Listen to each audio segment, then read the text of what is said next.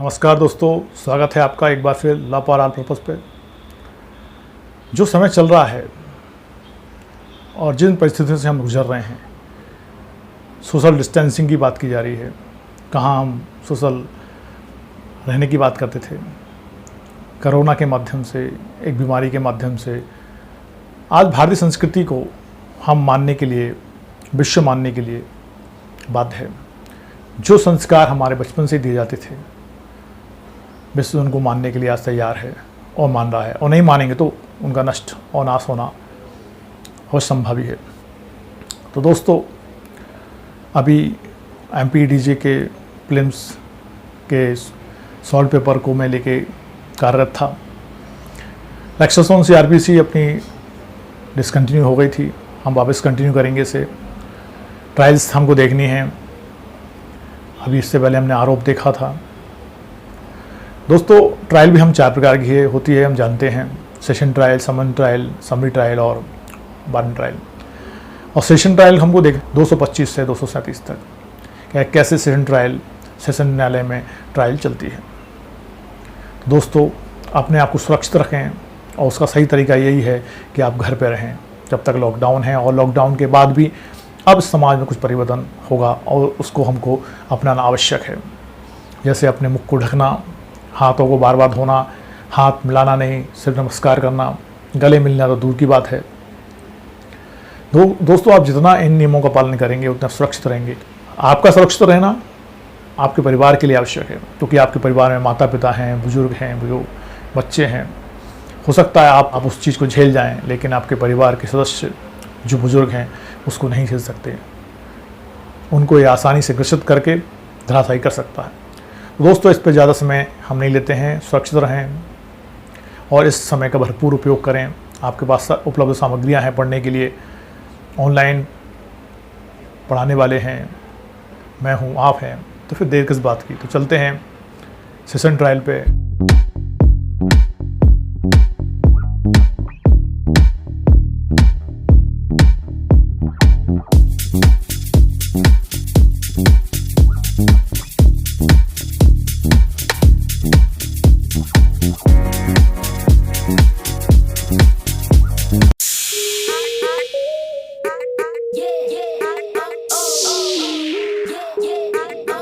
दोस्तों, आगे हैं अध्याय 18 पे सेशन न्यायालय के समक्ष विचारण। सेशन ट्रायल के बारे में बात कर रहे हैं अपन आज, सेक्शन 225 से 237 तक। विचारण का संचालन लोक अभियोग द्वारा किया जाएगा।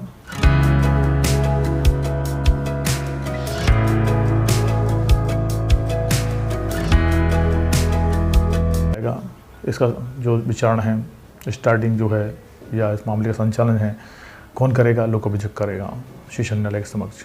अब सेक्शन 226 है।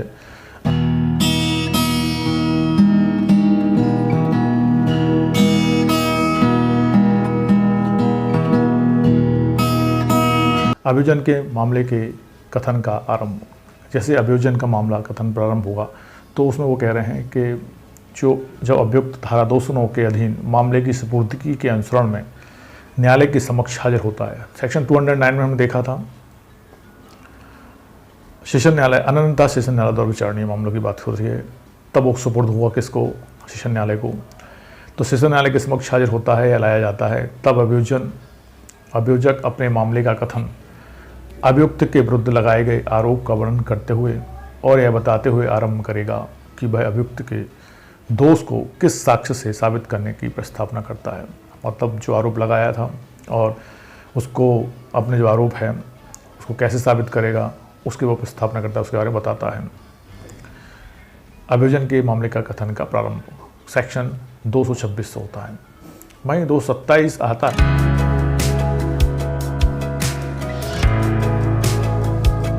जो कहता है उन्मोचन। उन्मोचन कब करेगा न्यायालय? जब न्यायालय को लगेगा कि मामला चलने ही लायक नहीं है तो उन्मोचन कर देगा। तो उसको देखते हैं।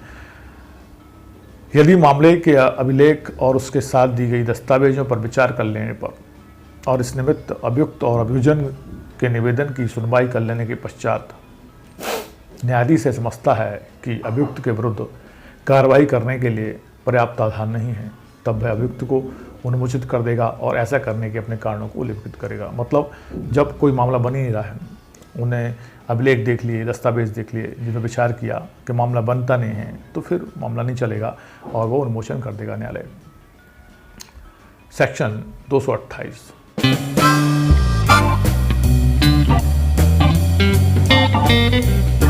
सेक्शन 228 आरोप विरचित करना।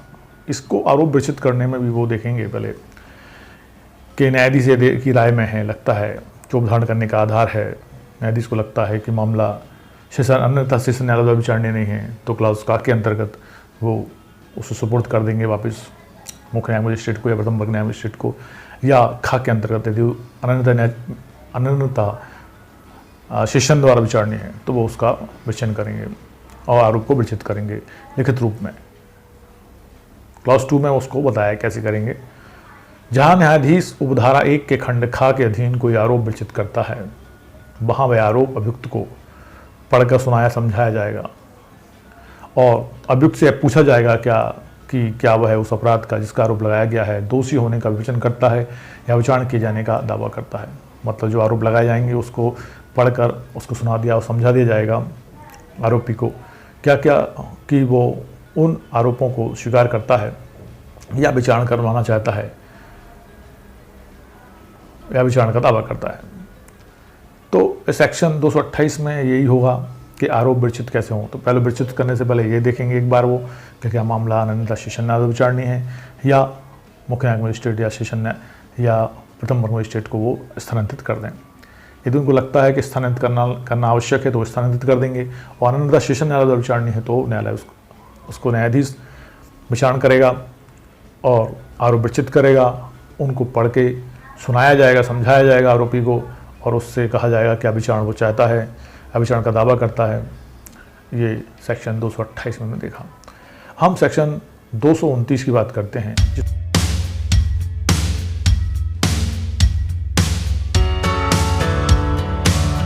जिसमें दोषी होने के अभिवचन के बारे में जो भी क्वेश्चन किया था 228 में न्यायाधीश महोदय ने, क्या आरोप को स्वीकार करता है।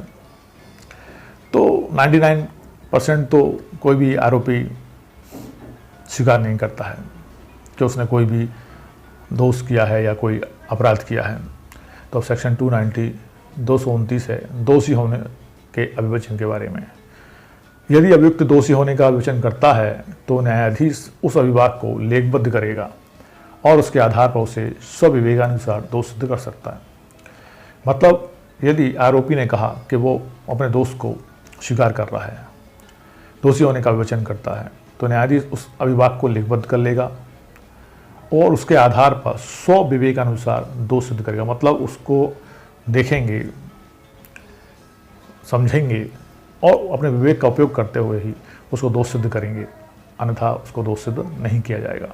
तो सेक्शन 229 में जिस आरोपी ने 228 में जिसने दोष स्वीकार किया था तो 229 के अंतर्गत उसको क्या करेंगे, दोषी होने के अभिवचन के बारे में उस न्यायाधीश खुद अपने विवेक का उपयोग करते हुए उसको दोष सिद्ध करेगा या नहीं करेगा। अब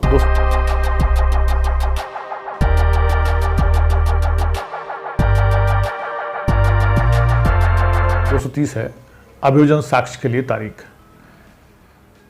अब वहाँ जो 228 था उसमें विचारण के दावा की बात की गई थी। यदि विचारण के दावा करता है तो अब प्रोसेस शुरू होगी, तो उसमें वो दिनांक देंगे, डेट देंगे जिसमें अभियोजन का साक्ष्य उनको प्रस्तुत करने दिया जाएगा। तो उसके बारे में देखते हैं। यदि अभियुक्त अभिवचन करने से इनकार करता है या अभिवचन नहीं करता है या विचारण के लिए किए जाने का दावा करता है या धारा 229 के अधीन सिरदोष नहीं किया जाता है तो न्यायाधीश साक्षियों की परीक्षा करने के लिए तारीख नियत करेगा और अभियोजन के आवेदन पर किसी साक्षी को हाजिर होने या कोई दस्तावेज या अन्य चीज़ पेश करने को विवश करने के लिए आदेश का जारी कर सकता है।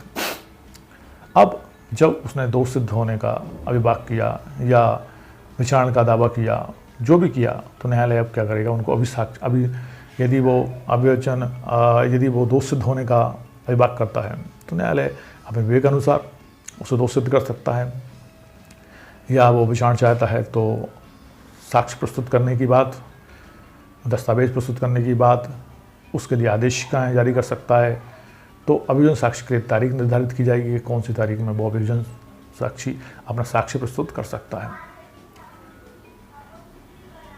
अब सेक्शन 231 है।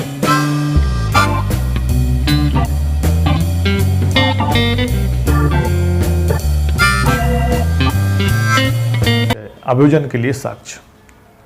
अभियोजन मतलब वो पक्ष जिसने मामला लाया है या जो उसमें विक्टिम है। नंबर 1, ऐसे नियत तारीख पर न्यायाधीश ऐसा सब साक्ष्य लेने के लिए अग्रसर होगा जो अभियोजन के समर्थन में पेश किए जाएं।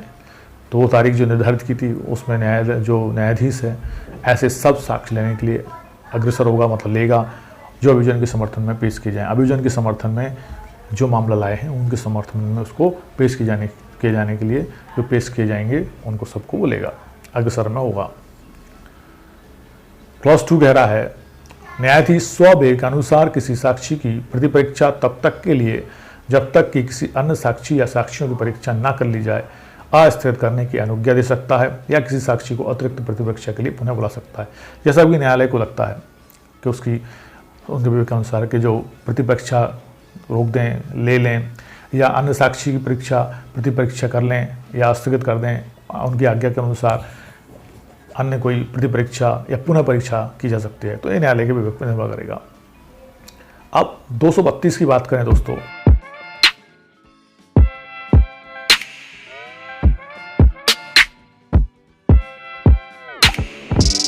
तो दोष मुक्ति की बात होती है। यदि संबद्ध विषय के बारे में अभियोजन का साक्ष्य लेने, अभियुक्ति की परीक्षा करने और अभियोजन और प्रतिपक्षी को सुनने के बाद पश्चात न्यायाधीश का विचार है कि इस बात का साक्ष्य नहीं है कि अभियुक्त ने अपराध किया है, न्यायाधीश दोष मुक्त का आदेश अभिलिखित करेगा। दोष मुक्ति तब होती है जब जब कब होगा, जब न्यायाधीश को लगेगा कि मामला बनता नहीं है और उसने कोई अपराध नहीं किया है, तब वो उसको दोष मुक्त करेगा। उनको लग रहा है कि अभियोजन का साक्ष्य आ गया है, अभियुक्त की परीक्षा भी कर ली है, दोनों के साक्ष्य आ गए हैं और न्यायालय को विचार करने के बाद ऐसा लगता है कि अभियुक्त ने कोई अपराध नहीं किया है, तो न्यायाधीश ऐसे आरोपी को क्या करेगा, दोष मुक्त कर देगा, आदेश अभिलिखित करेगा, मतलब ऐसा आदेश देगा और उसको अभिलिखित कराएगा।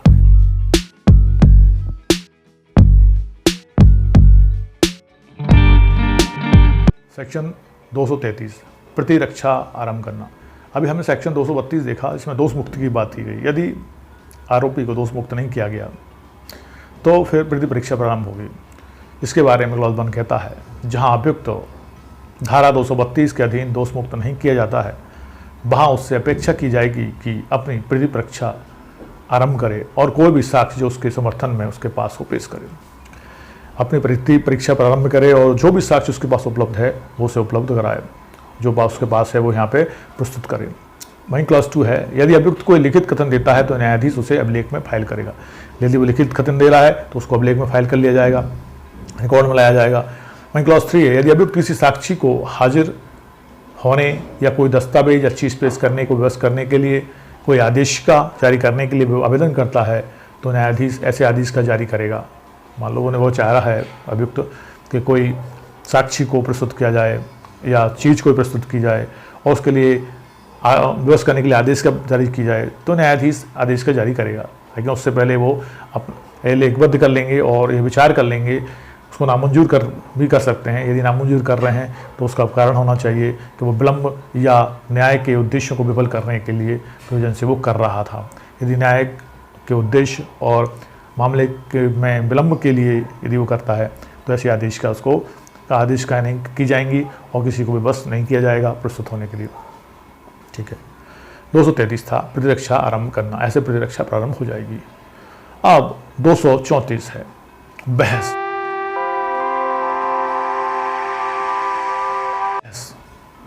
आर्ग्यूमेंट, जब दोनों पक्षों की साक्ष्य आ गई है, दोनों पक्षों के गवाह हो गए हैं, तो अब बहस की बारी आती है।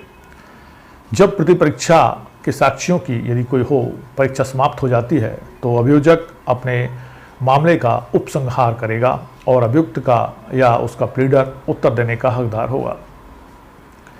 परंतु जहां अभियुक्त या उसका प्लीडर कोई विधि प्रश्न उठाता है वहाँ अभियोजन न्यायाधीश की अनुज्ञा से ऐसे विधि प्रश्नों पर अपना निवेदन कर सकता है। बहस की बारी आई है, तो बहस में क्या हो रहा है कि प्रतिपक्षा के साक्षी यदि कोई है, मान लो कोई साक्षी प्रस्तुत किए उन्हें, तो वो साक्षी यदि नहीं है तो परीक्षा समाप्त मानी जाएगी। तो अभियोजक अपने मामले का उपसंहार करेगा, मतलब अब जो अभियोजक है पक्ष है वो अपने मामले को समाप्त करेगा और अभियुक्त या उसके प्लीडर उत्तर देने का हकदार होगा। मतलब जो प्रतिपक्षी है उसके प्लीडर या वो प्रतिपक्षी से उत्तर लिए जाएंगे, वो उत्तर देने का हकदार होगा। वहीं परंतु भी दे रखा है, जहां अभियुक्त या उसका प्लीडर कोई विधि प्रश्न उठाता है, भाई कोई प्रश्न उठाया है किसने, प्रतिपक्षकार ने, तो प्रतिपक्षी ने, तो वहाँ पे अभियोजन न्यायाधीश की अनुज्ञा से ऐसे विधि प्रश्नों का उत्तर देने के लिए अपना निवेदन कर सकता है, विधि प्रश्नों पे अपना निवेदन दे सकता है। मतलब दोनों पक्षों को बराबरी का मौका मिलता है। अभियोजन पक्ष के प्रश्नों के आंसर देने के लिए आरोपी पक्षों द्वारा उठाए गए प्रश्नों पर अभियोजन द्वारा भी न्यायाधीश की अनुमति से, अनुज्ञा से निवेदन किया जा सकता है। 235 है दोष मुक्ति या दोष सिद्धि का निर्णय।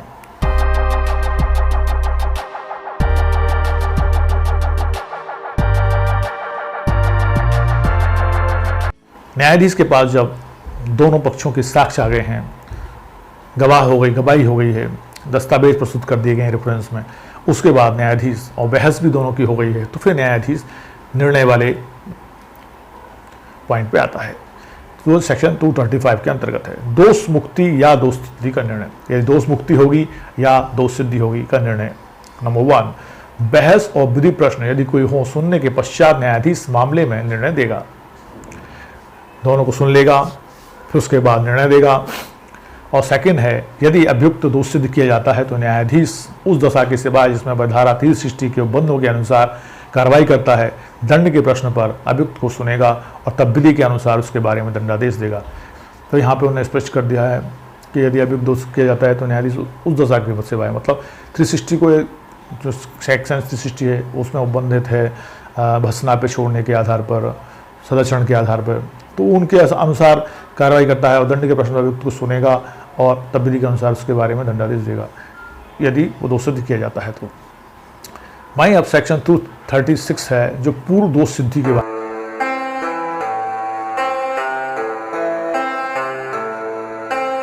बारे में बताता है। पूर्व दोष सिद्धि मतलब पहले भी दोष सिद्धि हुई है।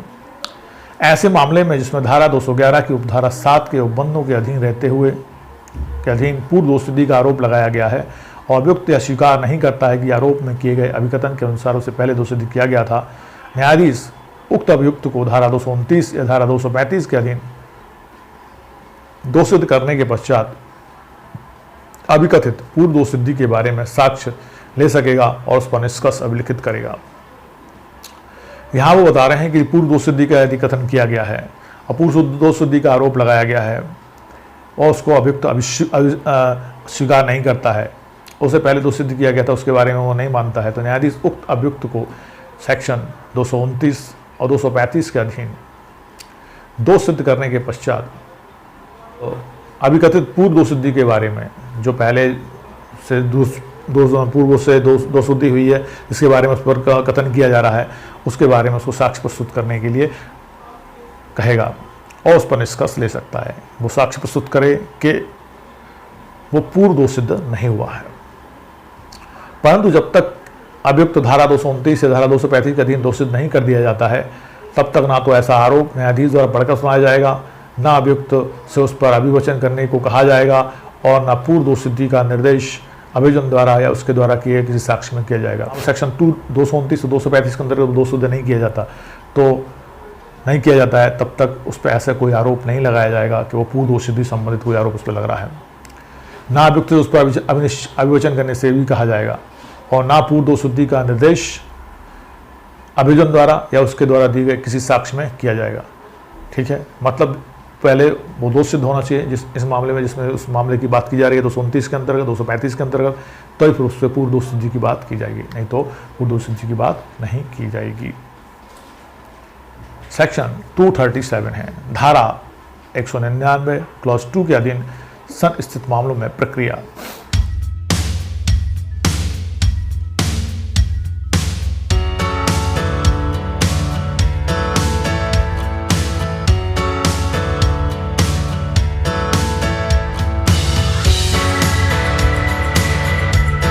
नंबर 1, धारा 199 की उपधारा 2 के अधीन अपराध का संज्ञान करने वाला सेशन न्यायालय मामले का विचारण मजिस्ट्रेट के न्यायालय के समक्ष पुलिस रिपोर्ट से भिन्न आधार पर संस्थित किए गए वारंट मामले के विचारण की प्रक्रिया के अनुसार करेगा, परंतु तब तक सेशन न्यायालय उन कारणों से जो लेखबद्ध किए जाएंगे अन्यथा निर्देश नहीं देता है उस व्यक्ति की जिसके विरुद्ध अपराध का किया जाना अभिकथित है अभियोजन के साक्षी के रूप में परीक्षा की जाएगी।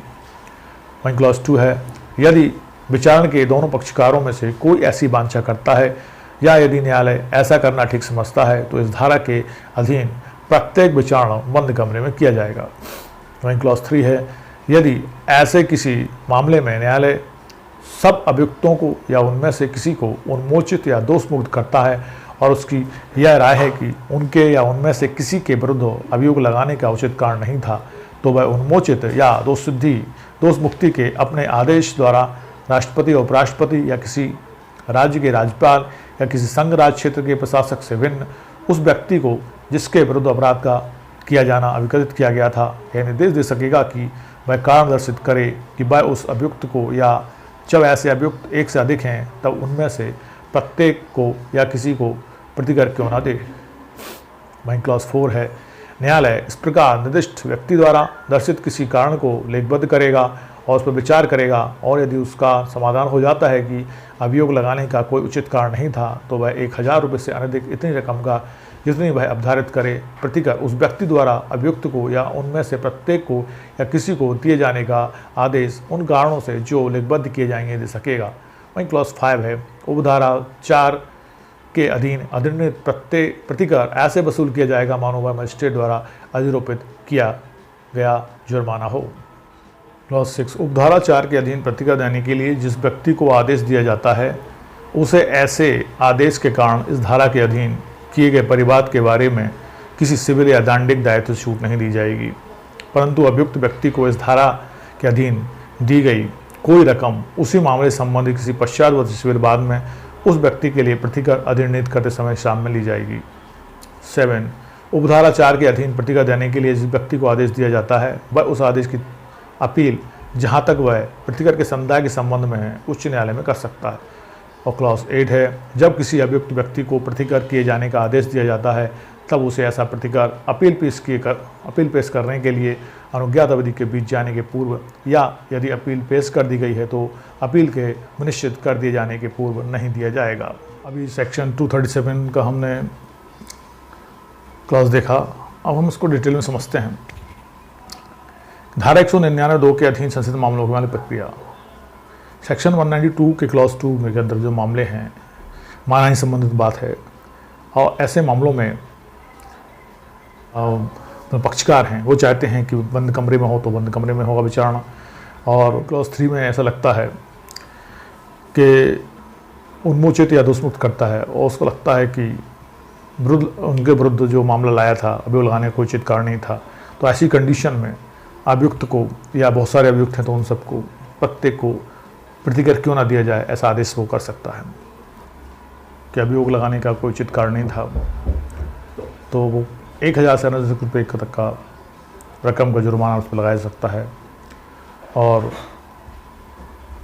प्रत्येक अभियुक्त को या उनमें से प्रत्येक या किसी को दिए जाने का आदेश न्यायालय कर सकता है और उन कारणों को भी जो लिखबद्ध किए जाएंगे। वहीं क्लॉज 5 है, जो प्रतिकर है ऐसे वसूला जाएगा मानो वह मजिस्ट्रेट द्वारा अधिरोपित किया गया जुर्माना है। जो प्रतिकर है वो ऐसे वसूला जाएगा जैसे जुर्माना वसूल किया जाता है। वहीं क्लॉज 6 है, जो प्रतिकर हुआ है जो क्लॉज 4 के अंतर्गत व्यक्ति आदेश दिया जाता है, आदेश कारण इस धारा के अधीन दिए गए परिवाद के बारे में किसी सिविल या दंडिक कार्रवाई दंडिक दायित्व से छूट नहीं दी जाएगी और जो जुर्माना हुआ है उससे किसी अन्य कार्रवाई के परिवाद के किसी सिविल दंडिक मामले में छूट नहीं दी जाएगी। वहीं प्रोविजो भी लिखा है उन्हें, यदि अभियुक्त व्यक्ति को इस धारा के अधीन दी गई कोई रकम उसी मामले से संबंधित किसी पश्चातवर्ती सिविल वाद में उस व्यक्ति के लिए प्रतिक्रिया अधिनिर्णित करते समय हिसाब में ली जाएगी। मतलब उसने परंतु दे दिया कि यदि कोई अन्य उसी मामले में और आगे जाके कोई पश्चातवर्ती सिविल वाद में उस पर व्यक्ति के लिए प्रतिक्रिया अधिनिर्णित किया जाता है तो उसके हिसाब में ली जाएगी, मतलब वहाँ समायोजित कर दी जाएगी जैसा भी होगा। वहीं क्लॉज 7 है, जो उपधारा 4 में प्रतिकर की बात की गई थी, आदेश दिया जाएगा, मतलब जो व्यक्ति को आदेश दिया गया था उस आदेश की अपील उस प्रतिकर के खिलाफ, जहाँ तक वह प्रतिकर के समुदाय के संबंध में है, उच्च न्यायालय में कर सकता है। मतलब जो प्रतिकर उसके खिलाफ हुआ है, जो प्रतिकर उसको देना है, उसकी वो अपील चाहे तो कर सकता है और वो उच्च न्यायालय में होगी।